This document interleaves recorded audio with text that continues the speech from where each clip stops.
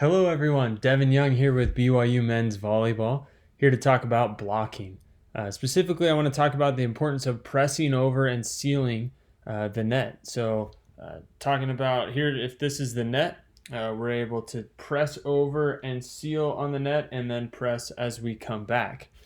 I also want to avoid reaching like this. I see a lot of middles especially trying to reach to close seams, and what happens here is a lot of balls will hit off of you and come down in front of you.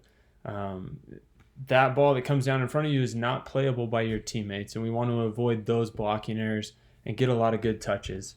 So let's go ahead and take a look at some video here. I've been asked not to use any of my current players, so going back in the video vault here. This first one here, I just want to show you what it looks like to be straight over. Here's two players that are just straight over, reaching for the back wall, sealing the net nicely, and they get a good touch that our back row is able to play. We get a nice dig. Here on this next one, I want to show you a middle who's in trouble. He gets juked a little here, makes an emergency move, but still in his emergency move, presses over, making sure to keep that the net sealed. And you can see this is a very low hit, something that could easily go down right in front of him, but he's able to seal and get that block. Here I want to show you what it looks like when we don't get the block. So here Price again is he's late making an emergency move, but he presses over where he's at. And here's the good thing about that is that even early in this blocking move, way back here, our libero could anticipate that there was going to be a seam here because he knows Price is not going to reach. And so because he can anticipate so early, he's able to make a nice move and get that dig. I want to show you some examples here from international volleyball as well. Here's just a good example of them on a triple block, pressing. You can see none of them are reaching. They're all just pressing straight over. They get a good touch. They're able to get a dig. On this next one, a couple of examples in transition. We've got a ball back here. Again, there's going to be a seam here. We can see that already because we know this middle is not going to reach.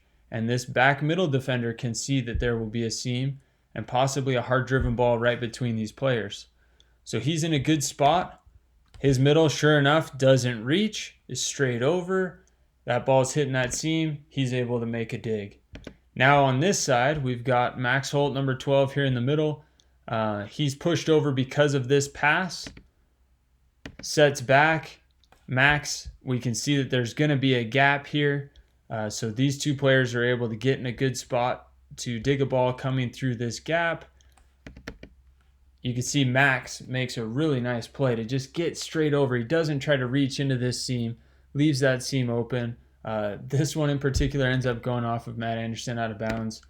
So maybe not the best example there. You don't get to see a dig at the end. But you can see that Max is there trying to just push straight over. So two things. I hope you have two takeaways from this. One is that being straight over will minimize your block errors and will get a lot of good touches that our back row can play. And two, we allow our back row to anticipate early where this ball is going to come because they can trust that we're not going to reach, and they can get in those seams to be able to dig balls. Now, a lot of middles might say, well, isn't our objective still to close that seam? Yes, it is. How can you do that? It's with your feet. You need to make, if you are struggling to close blocks, take a look at your footwork. Make bigger crossover moves. Get there with your feet so that you can still press straight over, but close those seams. So hopefully you learned something today. Hopefully we all get back out on the court really soon and go Cougs.